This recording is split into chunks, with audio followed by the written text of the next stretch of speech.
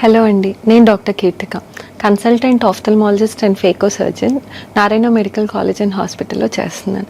So ఈరోజు మీకు నీటి కాసులు అంటే గ్లకోమా గురించి, దాన్ని మనం ఎలా డయాగ్నోస్ చేయగలుగుతాం, దాన్ని ఎలా మేనేజ్ చేయగలుగుతామని కొన్ని విషయాలు మీతో షేర్ చేసుకోవాలనుకుంటున్నాం. సో గ్లకోమా అంటే నీటి కాసులు.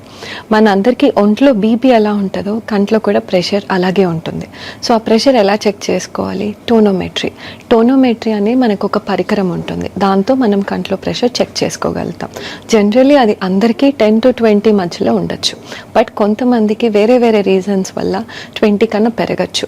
సో దాన్ని మనము ప్రెషర్ పెరగడం అంటాం, కంట్లో ప్రెషర్ పెరగడం. సో కంట్లో ప్రెషర్ పెరుగుతుందని మనం డయాగ్నోస్ చేసుకుంటే నెక్స్ట్ ఏం చేయాలి? గోనియోస్కోపీ అంటే కన్ను లోపల ఇంటర్నల్ స్ట్రక్చర్స్ ఎలా ఉన్నాయని గోనియోస్కోపీ ద్వారా మనం డయాగ్నోస్ చేయగలుగుతాం. దాని తర్వాత ఇంటర్నల్ స్ట్రక్చర్స్ అన్ని చెక్ చేసుకున్నాక రెటీనా అంటే కంట్లోని నరం చెక్ చేసుకుంటాం. సో కొంతమందికి ఏంటి అంటే ప్రెషర్ బాగా పెరగడం వల్ల రెటినాలో డ్యామేజ్ స్టార్ట్ అవుతుంది. సో ఈ రెటినాలోని డ్యామేజ్ స్టార్ట్ అవుతుంది అంటే అర్థం మనకి గ్లకోమా అనేది ఇంకా పెరుగుతోందని అర్థం. సో నెక్స్ట్ రెటినా చెక్ చేసుకున్నాక ఇంటర్నల్ లేయర్స్ ఆఫ్ రెటినా ఎలా చెక్ చేసుకుంటాం? ఓసిటీ. సో ఓసిటీ చేసుకొని ఈ ప్రెషర్ వల్ల ఇంటర్నల్ డ్యామేజ్ ఇంకా ఎక్కువ అవుతుందా లేదా మనం చెక్ చేసుకుంటాం.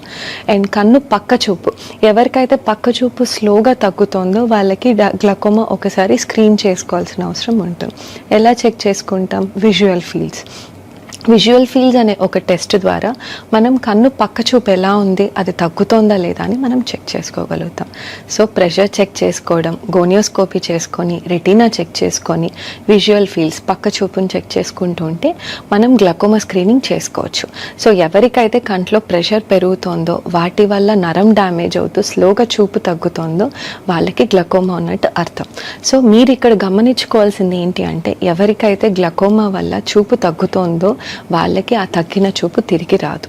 సో మనం ఎర్లీ స్టేజెస్లో మనమే డయాగ్నోస్ చేసుకొని సరైన టైంలో మనం ట్రీట్మెంట్ స్టార్ట్ చేసుకుంటే మన చూపుని మనం కాపాడుకోగలుగుతాం.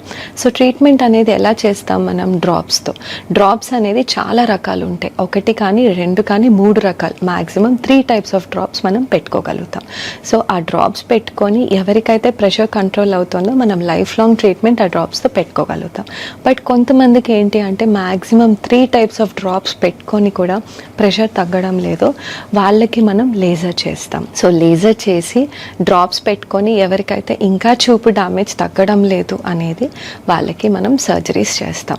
సో మ్యాక్సిమం డ్రాప్స్తో 90% మనకి కంట్రోల్ అనేది అవుతుంది. కొంతమందికి లేజర్ అవసరం పడవచ్చు, కొంతమందికి సర్జరీ అవసరం పడవచ్చు.